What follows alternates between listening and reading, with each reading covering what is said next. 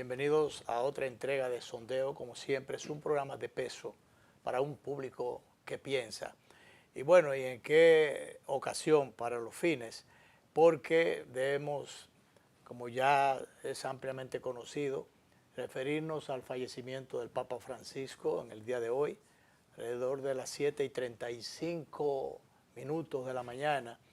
Se anunció, bueno, la persona que tenía, el cardenal encargado. Sí, hay una paradoja. Él anunció el domingo de resurrección. Exacto, el domingo de resurrección.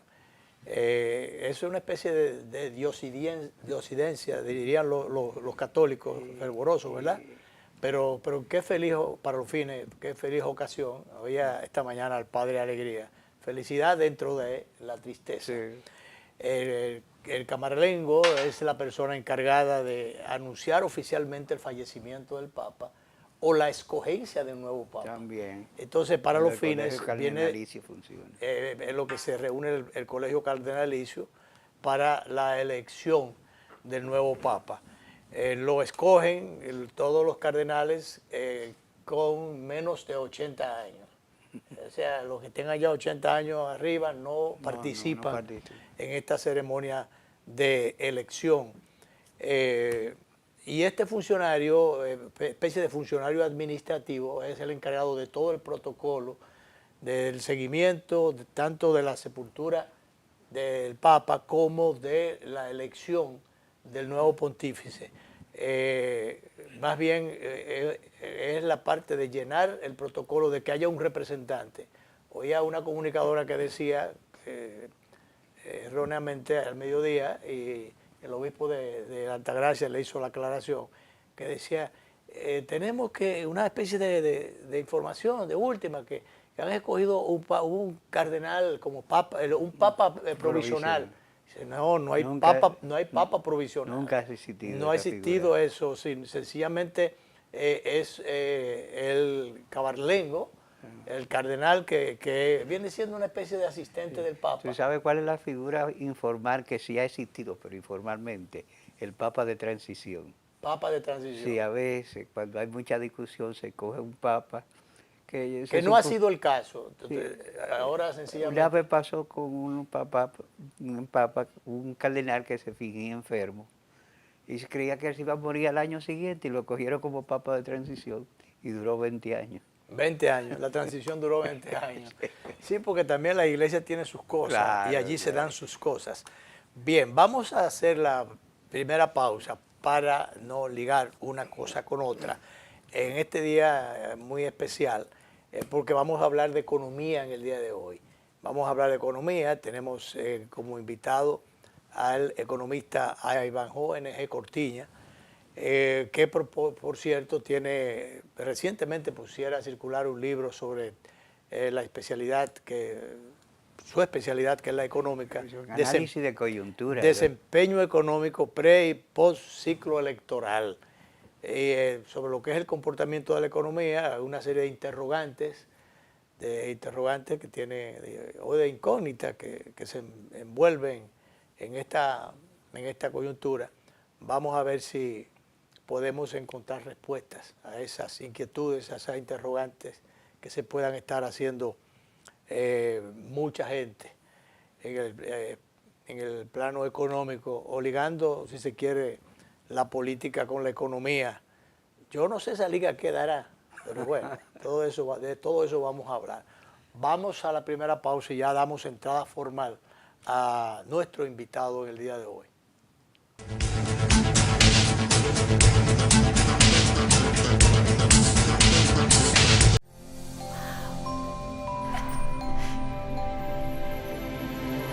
Atrévete a encontrar eso que quieres. Solo tu magia la puede hacer brillar. Las ideas que siempre has imaginado, ilumínalas y hazlas realidad. Las puedes cumplir.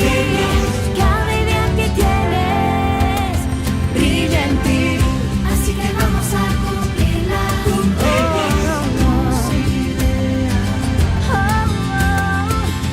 Así que vamos a cumplir las ideas.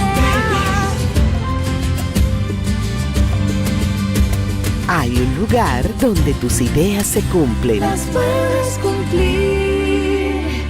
El Banco de las Ideas, 60 años cumpliendo. Popular, a tu lado siempre. Tengan buen día. Ay, disculpa. Un nuevo Diego. diseño. Buen día, hermano. ¡Hey, buen día! Buen día, Que tenga buen día. no va buen día. Y este día mi Ay, no. Día difícil, ¿eh? te digo, y buen día. El día está bueno, va buen día.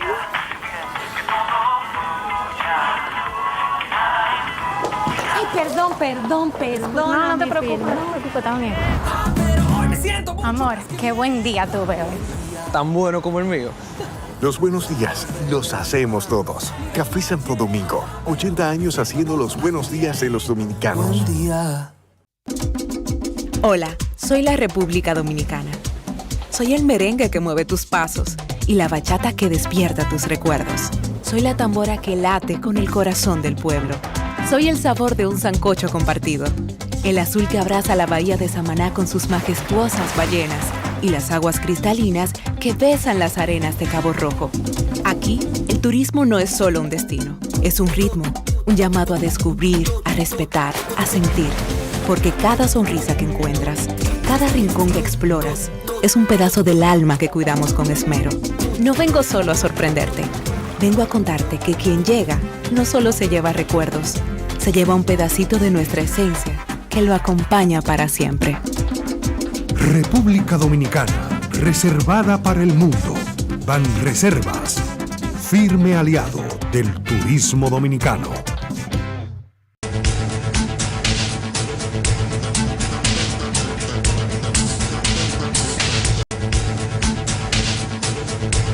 Bien, demos la bienvenida formal a nuestro invitado, el economista Ivanhoe N.G. Cortiña, quien es miembro del equipo central del Partido Fuerza del Pueblo. Él viene en la condición de economista y que a propósito de la puesta en circulación hace poco de este libro, su última obra, que como sabemos... Su más reciente. Su más reciente. Sí, la última sí, porque no la he última escrito. es la que Todavía falta. no la he escrito. La última no la he escrito. No. Muy correcto. Y bien, vamos entonces ahí, como yo decía, hay muchas inquietudes. Yo no sé, pues dice el desempeño económico, pre y post ciclo electoral. Ahí la pregunta obligada en función del título del libro es la evaluación desde su punto de vista del desempeño económico del gobierno. Quizás podamos dejar los 4 años atrás, el desempeño económico en la última etapa, o si él quiere... Entonces, ¿qué cambio hubo? Si hubo una línea de dirección en materia económica se ha seguido, registró cambios. Ya no estamos en pandemia, eso quedó atrás hace mucho, y entonces, bueno, no estamos tampoco en reelección, ya eso quedó atrás también. Entonces, ¿qué cambios positivos, si los hay, se han dado en el orden económico, o qué cosas en el orden de la parte negativa se han estado haciendo que ameriten corrección para que haya un buen desempeño en el gobierno, en la parte económica? Que se habla de que, bueno, el manejo macroeconómico sigue siendo igual, sigue siendo bueno, en sentido general. Se ha mantenido crecimiento, control se de la inflación. Se entiende eso, pero como dirían en otros lares no económicos necesariamente, con la macroeconomía e incluso hasta con la estabilidad macroeconómica no se va al mercado o al colmado. Dicen los que andan y viven en los barrios. Bienvenido a nuestro invitado Ivanhoe N.G. Cortiña. Bienvenido. Caramba, gracias. Qué bueno que me da, ustedes dos me dan la oportunidad de estar en un programa de peso, porque ciertamente estoy frente a 2 decanos de la comunicación, que a uno le da, casi lo atemoriza, ¿no? O lo intimida, estar frente a 2 personas como ustedes de larga tradición comunicacional, con mucha calidad. Y me siento muy honrado por darme esta oportunidad y qué bueno que sea justo en en estos días que he publicado mi 6º libro, que es el más reciente, y que, bien como usted lo ha señalado, se titula Desempeño económico pre y post ciclo electoral. Aprecie, observe que se refiere al ciclo electoral. El ciclo electoral, para el caso de las elecciones del año 2024, se inició en junio del 2023. Y como aquí hablo de pre-ciclo electoral, pues obviamente tenía que irme unos meses más hacia atrás. Y en general parto a partir del mes de enero del 2023.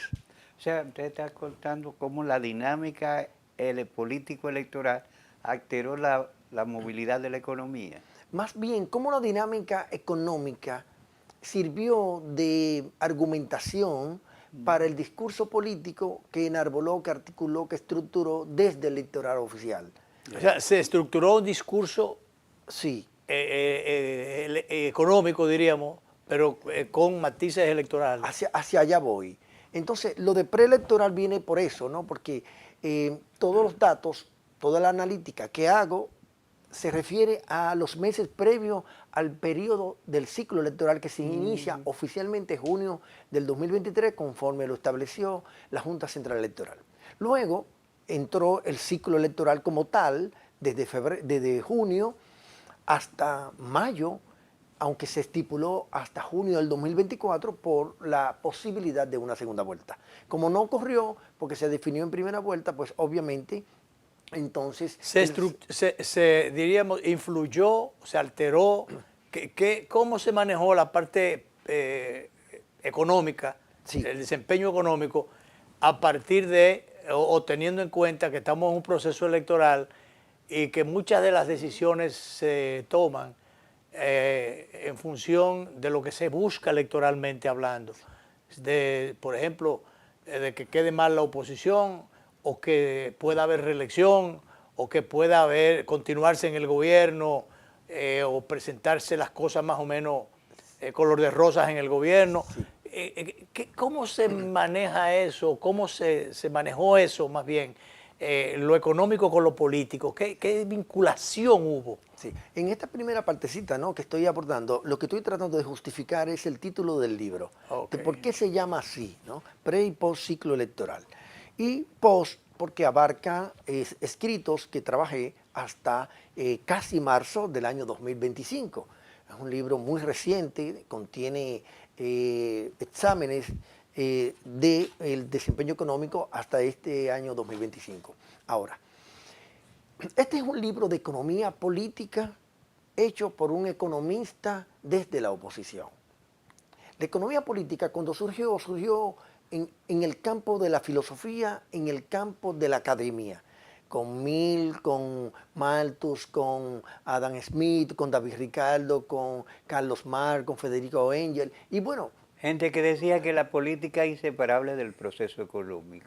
Totalmente, pero estamos hablando del siglo XVIII. Sí. Posteriormente surge la nueva economía política, especialmente con Keynes, John Maynard Keynes, por allá por la Gran Depresión del año 1929, que afectó casi a todo el mundo industrial, y también a economías de avanzada. Robinson, una economista inglesa importante. Sí, así es. Pero aunque sea escrito por un opositor, no significa que se acerque. Hacia allá que voy.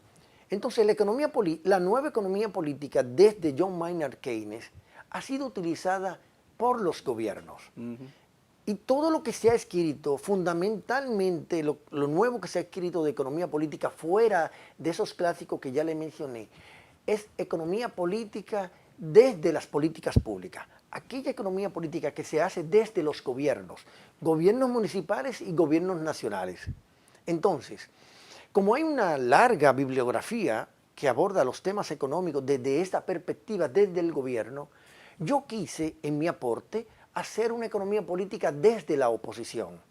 De ahí que, entonces, un poco contrarrestando, contraviniendo, sirviendo de contrapeso a los argumentos que presentaron el partido de gobierno, PRM, y el presidente de la República y todo su equipo económico durante todo este periodo que estoy analizando, al que me estoy refiriendo, fueron las explicaciones que dieron ellos acerca de los acontecimientos económicos, del desempeño económico. Eso Hacía implicaría falta- que habría una especie de respuesta a cada uno de esos planteamientos desde el gobierno, o una especie de enmiendo de plana. Totalmente. De ahí que he tratado de acuñar la expresión de que el libro lo que recoge es una economía política desde la oposición, una respuesta, una reacción a lo que ellos decían.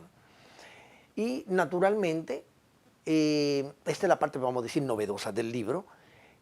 Luego cae al final del libro, en el colofón del libro, porque hubo un resultado, ¿no?, que todo el mundo lo conoce.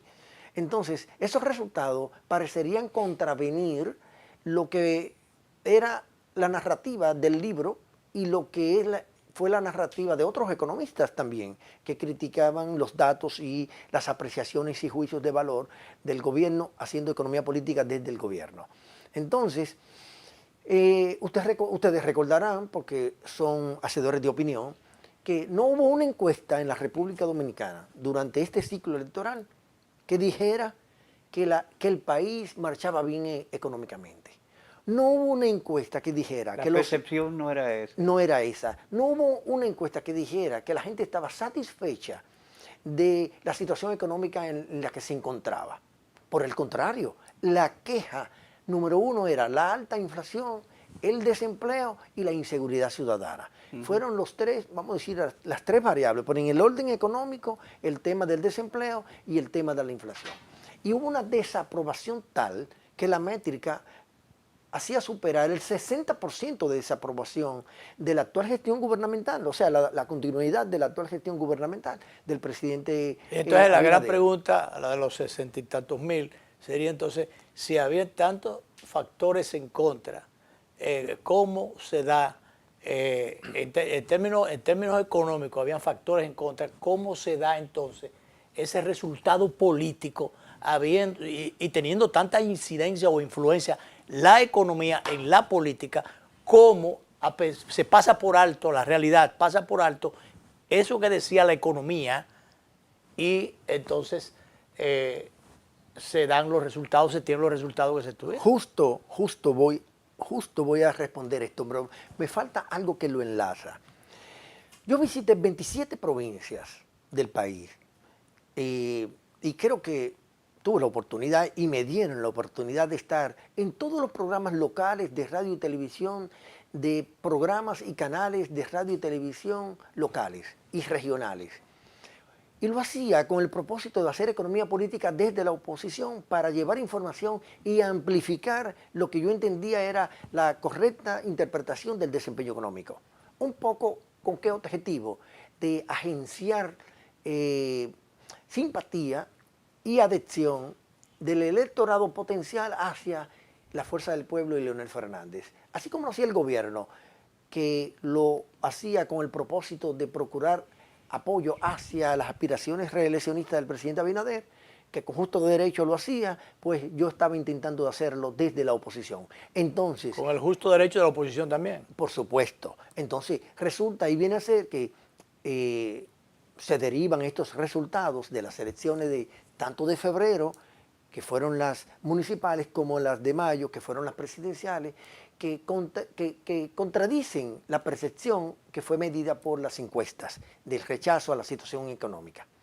Entonces, el libro aborda dos hipótesis, la hipótesis de la movilización y la hipótesis de la retirada. Basado en esas dos hipótesis y sometida a prueba con las últimas 5 elecciones que ha habido en la República Dominicana, entonces llego a conclusiones que ustedes me van a permitir no revelarla para que el que se interese en el libro pueda disfrutarla leyendo mi 6º libro, ¿no?, que usted ya tiene en sus manos. De manera que hacia allá se dirige el libro. Pero la conclusión no será tocada, pero sí me gustaría que los dos conceptos es movilización o movilidad y qué es retirada y qué sería una. Sí.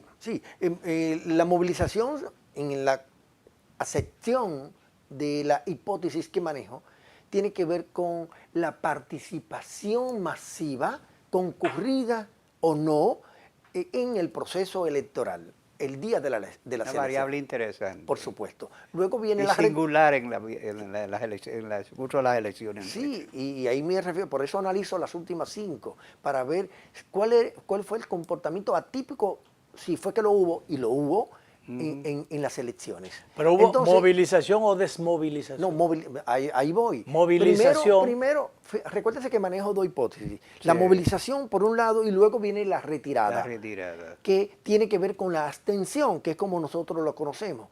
Como estas 2 hipótesis fueron tomadas prestadas, porque yo no soy el autor de las 2 hipótesis, lo que yo he hecho es aplicarla al caso dominicano, sometiendo la prueba con 5 elecciones. Pero aquí se dieron las 2 cosas. Primero hubo desmovilización de un sector importante, diríamos, del blanco político electoral.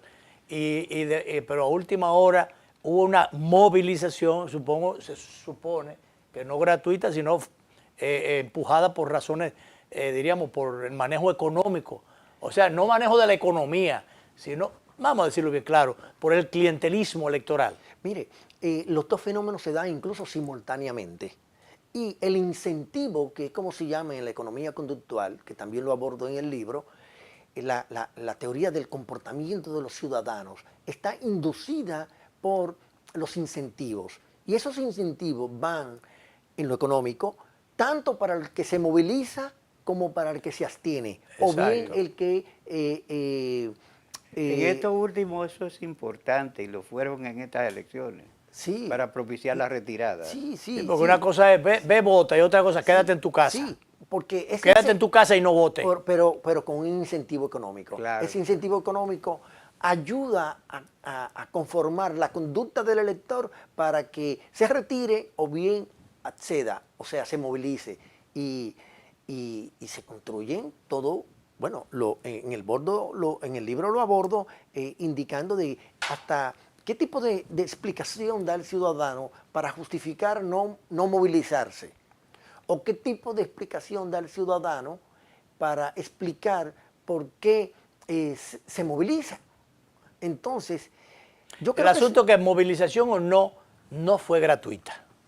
Bueno, yo no puedo asegurar... Yo no voy a decir si tuvo un costo económico, pero no fue gratuita. Yo no puedo asegurar que, porque bueno, no creo que ninguna hipótesis pueda comprobar eso. No puedo decir que la totalidad del que se movilizó lo hizo por un incentivo económico, porque en el libro lo trato también. Hay un segmento que cada partido lo tiene como su voto duro y que vota por ese partido no importa que vaya a perder incluso. Sí. Y si va a ganar, con más razón vota.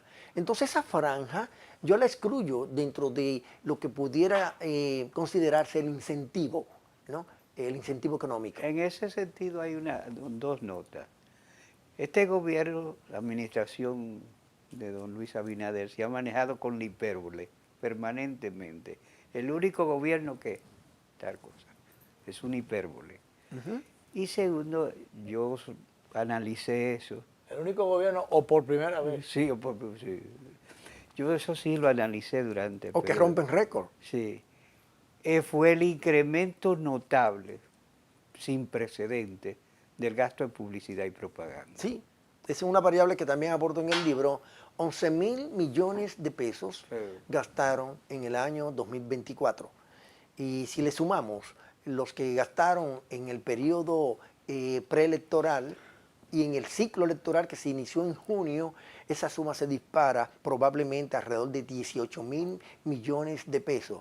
Una suma respetable. Con la diferencia, y quizás eso pudiera ser un elemento para otra edición que lo pudiera recoger, que ese gasto excesivo en publicidad no fue necesariamente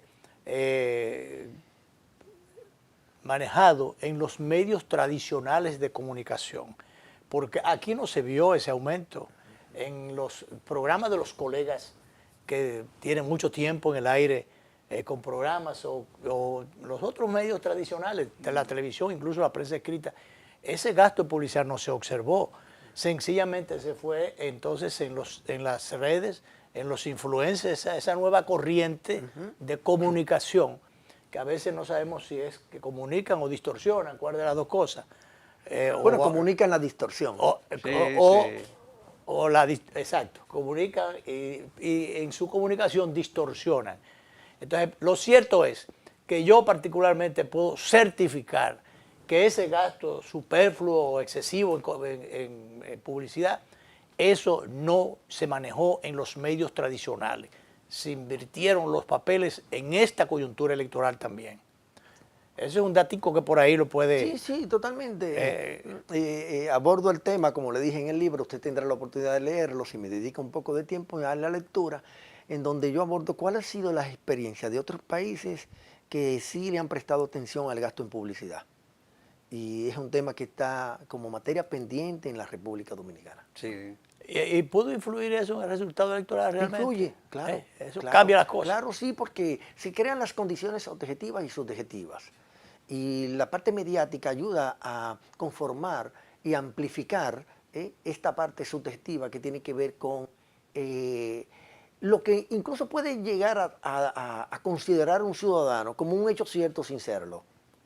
Y de ahí que viene el tema de cómo se manipula la conducta del ciudadano a partir de la información que yo le hice la pregunta ingenuamente, pero yo sabía, con la experiencia de aquella vez cuando se planteó, se manejó la división del Partido de la Liberación Dominicana, que inmediatamente, recordemos que cuando Danilo Medina, el expresidente Danilo Medina, ya asumía, o más bien fue declarado ganador, que hablaba de las bonanzas, de los beneficios, de los sacrificios que había hecho el presidente Leonel Fernández, incluso más por su persona que por la propia persona del presidente Fernández, decía él, y que él iba a continuar su obra de gobierno, iba a continuar su política, y todas esas cosas, todas esas promesas ese día, pero ya instalado con la banda presidencial.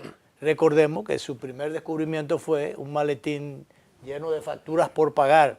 Y ahí comenzó la campaña de críticas y de afectación de la imagen. Erosión de la imagen del presidente Fernández. Intento de que erosión. ya mucha gente, ya no, hace muchísimo tiempo que eso no se maneja. Ese intento de erosión concluyó con el intento de destrucción tirándole un narcotraficante. Así es, pero como parte de ese intento de destrucción, se manejó la tesis de un supuesto rechazo que se ha mantenido, a pesar de que en ese momento, cuando el presidente Fernández entrega el poder, tenía un 74% de aprobación. Sí. En el momento de entregarle el poder, el bastón de mando o de pasar la antorcha a Danilo Medina. 74% de aprobación. De ahí los opositores cambiaron a una alta tasa de rechazo. Le han echado mano a eso y más nunca se han esa narración. Con el permiso de Ivanhoe, vamos a hacer la segunda y última pausa. De economía estamos hablando y por supuesto nos falta mucho todavía por hablar. Con el permiso, vamos a la pausa.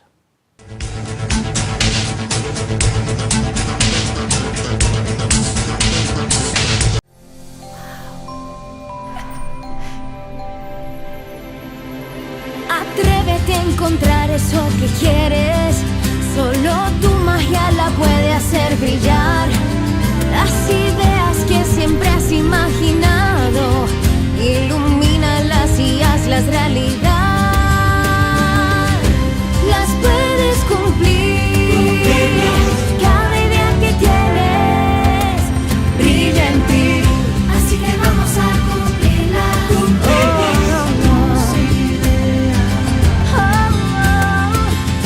Así que vamos a cumplir las ideas. Hay un lugar donde tus ideas se cumplen. Las puedes cumplir. El Banco de las Ideas, 60 años cumpliendo. Popular, a tu lado siempre. Tengan buen día. Ay, disculpa. Un nuevo Diego. diseño. Buen día, hermano. ¡Hey, buen día! Buen día. Que tenga buen día. No va buen día. Y este día mi Ay, no. Día difícil, ¿eh? le digo y buen día. El día está bueno, va buen día.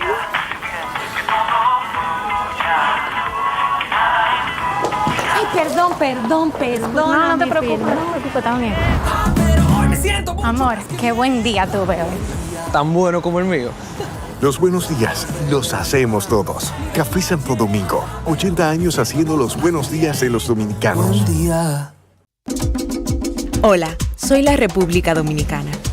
Soy el merengue que mueve tus pasos y la bachata que despierta tus recuerdos. Soy la tambora que late con el corazón del pueblo. Soy el sabor de un sancocho compartido. El azul que abraza la bahía de Samaná con sus majestuosas ballenas y las aguas cristalinas que besan las arenas de Cabo Rojo. Aquí, el turismo no es solo un destino, es un ritmo, un llamado a descubrir, a respetar, a sentir. Porque cada sonrisa que encuentras, cada rincón que exploras, es un pedazo del alma que cuidamos con esmero. No vengo solo a sorprenderte, vengo a contarte que quien llega no solo se lleva recuerdos, se lleva un pedacito de nuestra esencia que lo acompaña para siempre. República Dominicana, reservada para el mundo. Banreservas, firme aliado del turismo dominicano.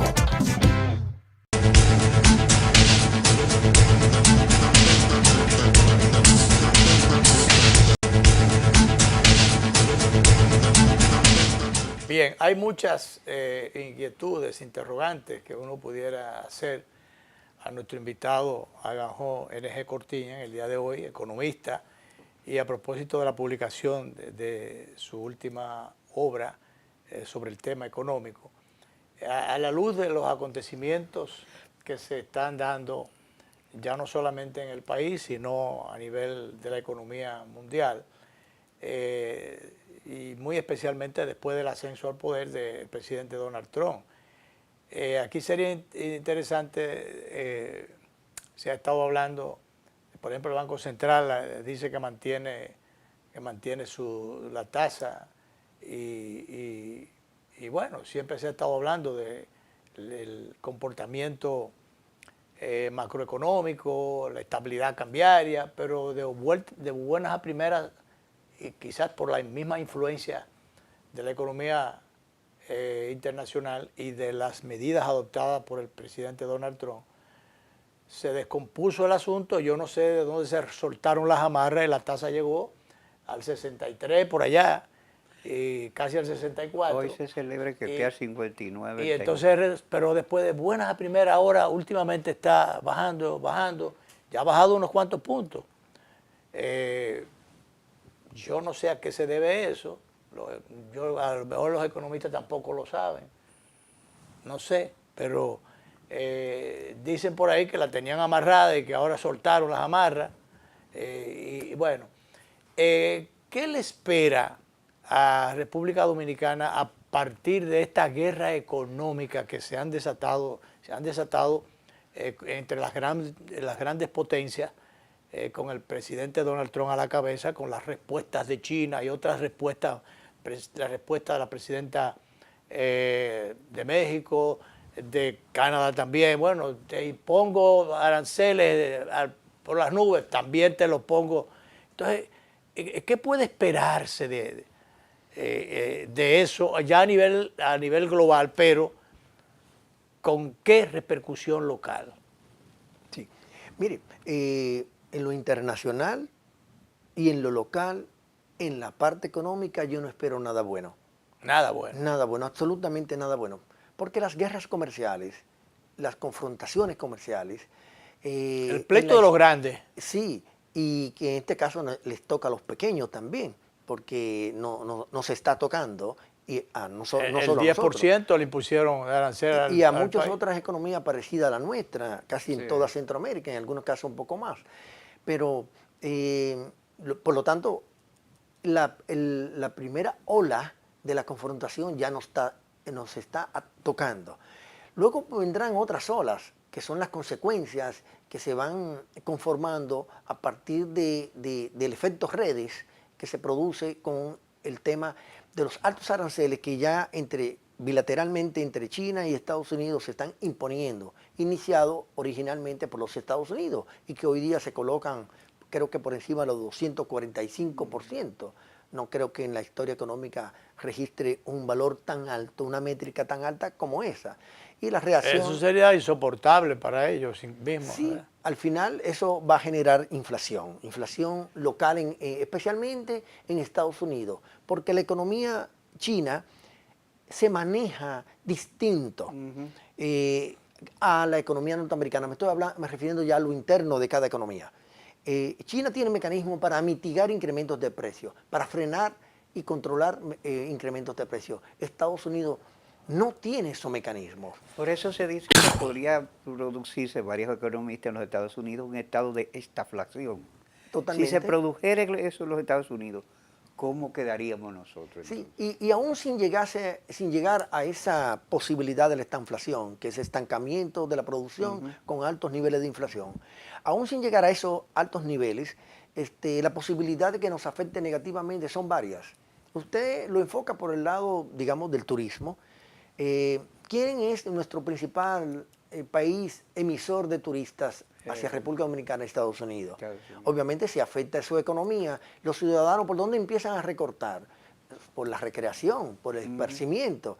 Y eso puede reflejarse en el turismo. También a propósito del turismo, la parte migratoria, se habló de que habría un recorte de las remesas porque esa recogida, esa batida contra muchos inmigrantes irregulares.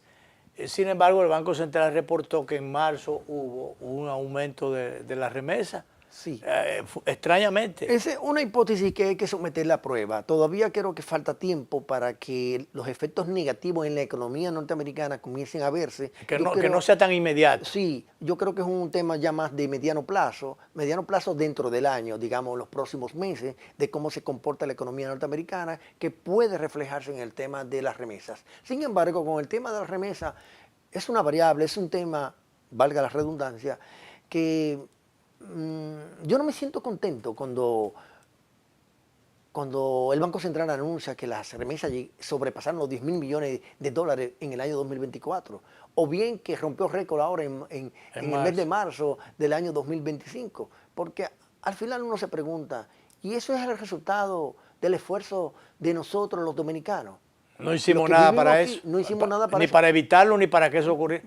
Más bien lo que hicimos o dejamos de hacer cosas buenas para evitar que muchos dominicanos en edad productiva se fueran de nuestro territorio y acudiera, se insertara en otras economías, como es el caso de la norteamericana. Porque ahora muchos hayan tenido que regresar con una mano adelante y otra atrás. Sí, por el tema migratorio. Por el tema migratorio. Y toda la situación que se ha creado. Porque vienen sin nada resuelto aquí y con todos los problemas de camino. Y que hasta cierto punto lo ha tomado desprevenido, ¿no? Porque exacto. No estaba dentro de sus planes del muy corto plazo.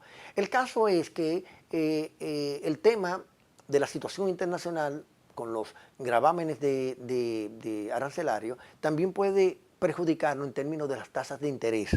Usted que se refería ahorita a la tasa de cambio. A la tasa de interés, y eso pudiera ser que la Reserva Federal de los Estados Unidos no continúe bajando su tasa de referencia como lo estuvo haciendo, sino que la mantenga o la suba. Si eso sucede, obviamente el acceso al financiamiento nuestro va a salir más costoso. Y ¿pero qué puede hacer Estados Unidos? O sea, ¿qué decisión nos afectaría? ¿Que la mantenga, la movilidad hacia arriba o hacia abajo nos afecta? Nos afecta a nosotros en cuanto a que tendríamos que pagar una tasa de interés más alta por el financiamiento que podamos conseguir, ya sea en la colocación de bonos o ya sea por otro tipo de préstamos. Por eso hablo de financiamiento en general, financiamiento externo en este caso, que al ser más alto va a presionar el presupuesto nacional, porque el servicio... Habría que buscar más dólares para pagar... Más peso. Más peso para pagar... Más peso devaluado para pagar... Más peso para pagar más dólares. Exacto. Las dos cosas, porque son más dólares en tasa de interés, pero más peso por el tema de que es más alta la tasa de interés. Y eso que son más pesos y devaluado, habría que buscarlo también... Van a aumentar para pagar la deuda. Claro, por supuesto, a eso me refiero, al servicio de la deuda. La deuda vieja, no la... O una y otra. La vieja y la nueva, las dos. La una y la otra. Porque entonces está el tema del mercado secundario y otro. Pero entonces el tema de la tasa de inflación y la tasa de interés de los Estados Unidos se traslada negativamente a la economía dominicana por otro canal, que es el canal de que el Banco Central tendría que aumentar la tasa de interés que paga por los instrumentos financieros que ellos colocan en el mercado. Justo la tasa de cambio a la que usted se refería se contuvo y hasta ha ido bajando porque ellos empezaron a desmonetizar el circulante dominicano. Colocando instrumentos financieros del Banco Central por encima del 12%. Mientras más alta sea la tasa de interés que ofrezca la autoridad monetaria, más se van a inclinar los que tienen capacidad de invertir, en este caso los dominicanos, en estos certificados. ¿Y qué va a pasar? Que se va a desmonetizar. Si usted analiza una variable que se llama valores en circulación. Desmonetizar el banco. No, desmonetizar el circulante. Perdón, el circulante. Y la remesa no tampoco, las reservas del banco. Ese es un tema que no se toca mucho, porque se ha estado hablando de que le han inyectado al mercado también.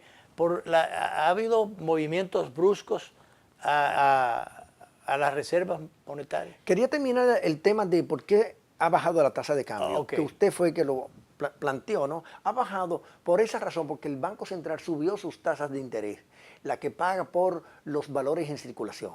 Si usted observa la variable valores en circulación del Banco Central, encontrará actualmente que está incrementándose en forma significativa. En el último mes, por encima de los 12.000 millones de pesos. Ahora, en abril del año 2025. Sí. Lo que Pero eso no sería un manejo político para dar un alivio justamente político en esta coyuntura. Yo soy de lo que pienso que la variable tasa de cambio para la gestión del Banco Central es la prioridad, más que la tasa de inflación. Ha sido la prioridad por mucho tiempo. ¿Usted sabe por qué? Por un tema Repítame político. Eso. Que la tasa de cambio ha sido más prioridad que la tasa de inflación para el Banco Central por un tema del mal recuerdo que tiene el dominicano de qué pasa con la tasa de cambio cuando gobierna el PRD, que hoy es el PRM. Oiga bien lo que le estoy diciendo. Ha sido un manejo más político que económico. Bueno, siempre hay un manejo político en las cosas. Porque yo he sido hacedor de políticas públicas y ejecutor de políticas públicas, y no voy a presentarme aquí ahora como que nunca uno hace política. Se hace política, pero bueno, ¿a favor de qué?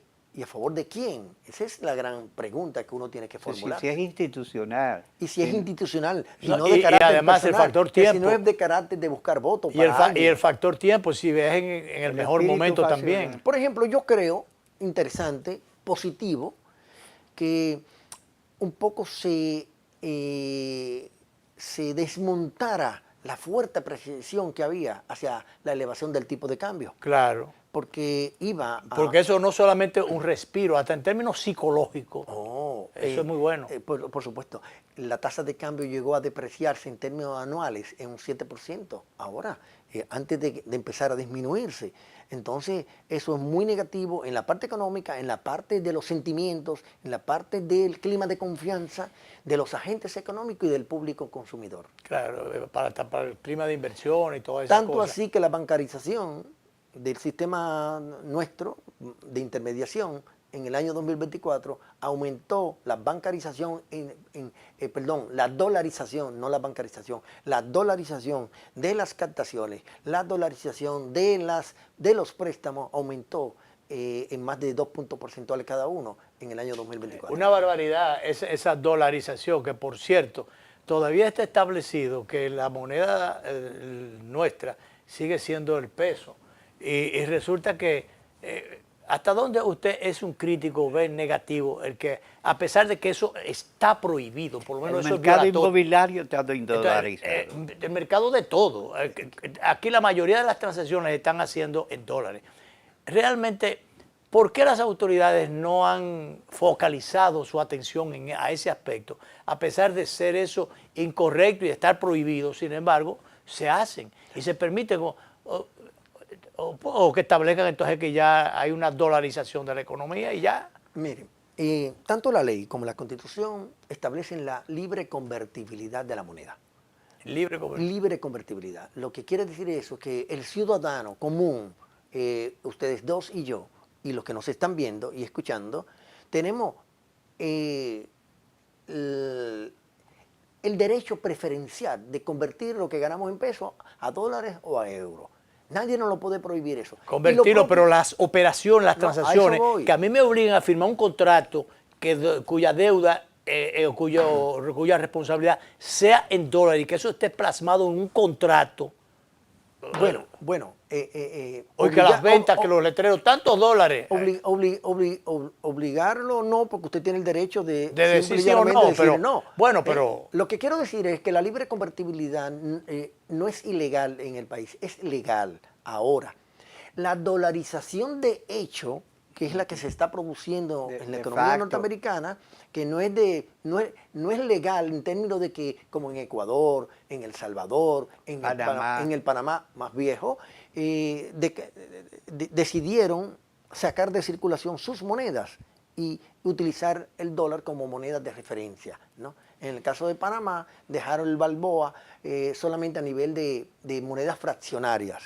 Pero en el caso dominicano no hay una dolarización legal, sino una dolarización de hecho. De hecho. Y lo que quiero destacar es que esa dolarización de hecho está sustentada en la libre convertibilidad.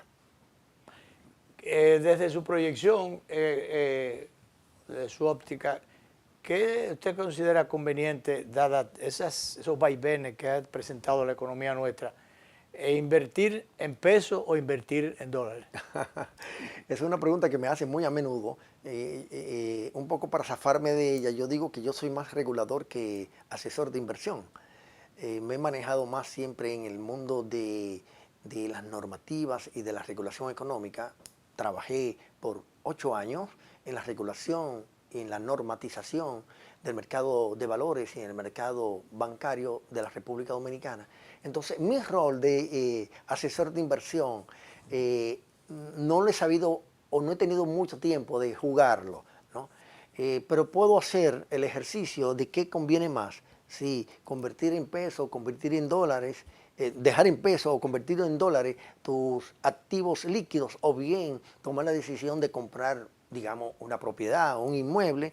Eso es un ejercicio que hay que hacerlo, porque fíjese. Algunos plantean repartirla un poco la carga, una parte en dólares, otra parte en pesos. Pero no importa que sea en pesos, la diversificación de los riesgos siempre será interesante. Y un consejo del ABC de cualquier asesor, la diversificación de la inversión.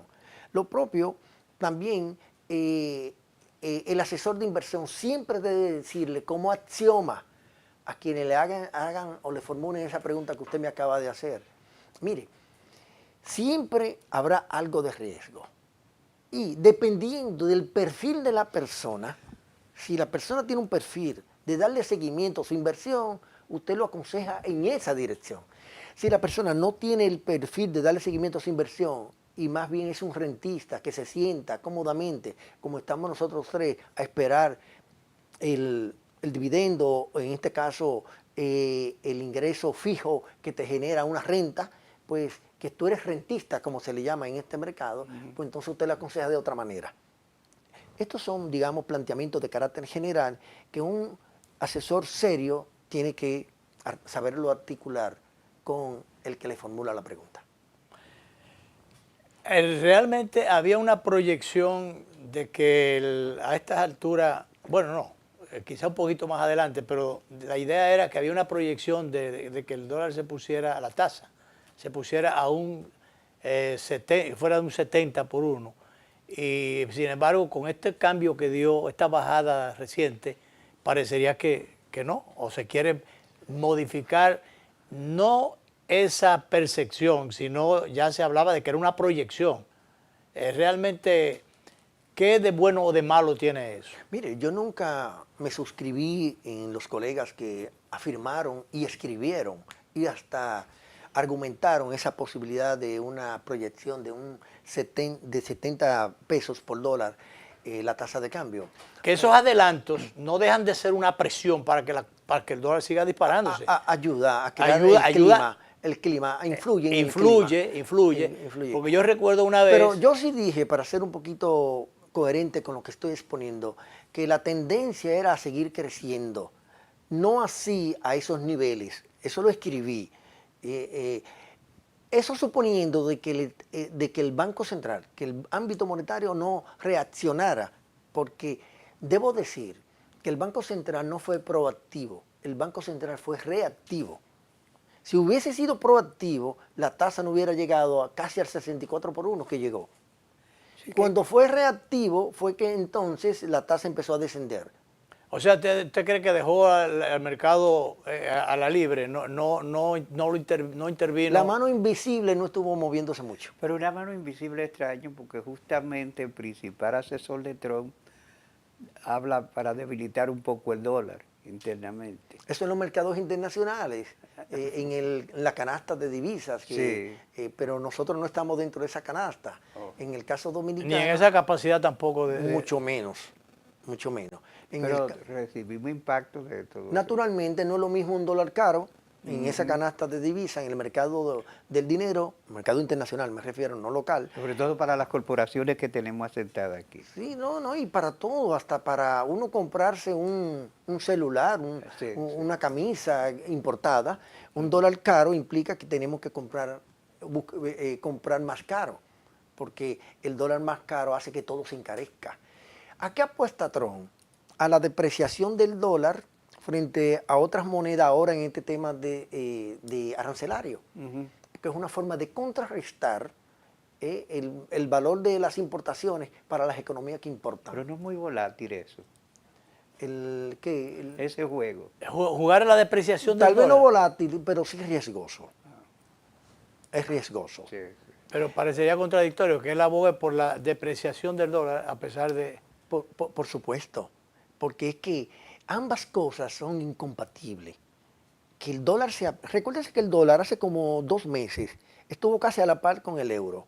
Llegó a cotizarse a 0.97, casi 1 por 1, casi a la par. Hoy no, hoy está cercano al 0.90. Esa depreciación favorece a las economías que importan desde Estados Unidos, porque los dólares los consiguen más baratos, especialmente las europeas. Contrario a si el dólar se hubiera mantenido casi a la par con el euro, que las importaciones hubieran salido más caras en dólares.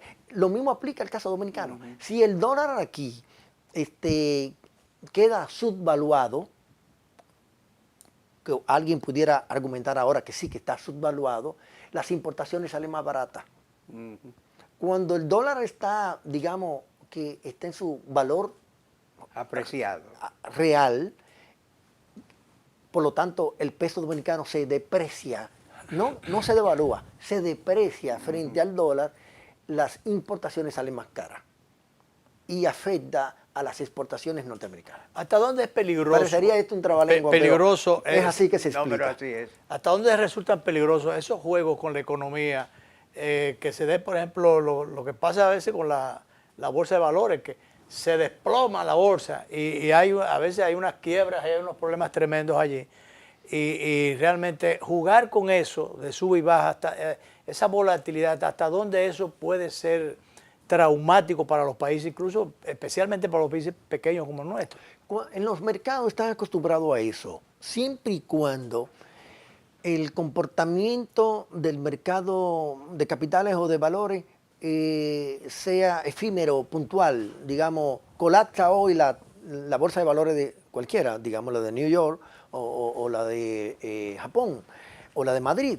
Si colapsa un día, bueno, no es tan preocupante. Cuando el colapso se mantiene como una tendencia, entonces sí, las alarmas hay que prenderlas. En pocas palabras, porque ya el director me hizo señas que el tiempo se acabó, pero el hecho de que la economía prácticamente mundial dependa de la ocurrencia, de la decisión de un hombre en un momento determinado, del capricho más bien de un hombre en un momento dado, que bueno, exitoso, empresario exitoso, pero hasta dónde tú puedes manejar la gran empresa del mundo como si fuera tu propia empresa. ¿Hasta dónde eso no puede ser muy riesgoso, que en un momento determinado, desaparecido o no Trump, pero nos deje todo el mundo con los pies para arriba y la cabeza para abajo? Quiero incluirme, para no decir que soy yo que lo digo, quiero incluirme entre los que podemos estar pensando que no es una decisión de carácter personal, sino que es de un carácter grupal, pensado, de un sector que entiende que las cosas deben manejarse desde el gobierno como si fuera una empresa privada. Igualito que aquí. Ay, pero yo no... Caramba, pero qué buen cierre. Gracias a Ivanhoe NG Cortiña, economista, nuestro distinguido invitado del día de hoy. Ha sido una interesante entrevista. Interesante conversación. De esto, de economía, seguiremos hablando, ya usted sabe el camino. Y cualquiera de estos días, un día así marrón. Si lo invitamos de nuevo, me trae el libro. Sí, por supuesto, me comprometo, don Danilo. Decirle al público que nos está viendo que el libro está ya en venta en Amazon, en la plataforma de Amazon y en la librería Cuesta. Perfecto. Esta noche a las 11 repetiremos esta conversación con Ivanhoe a las 11 de la noche por los canales 22 y 52 de Teleimpacto. También a otras plataformas por ahí podrán ver el programa. Gracias, nos vamos, nos vemos.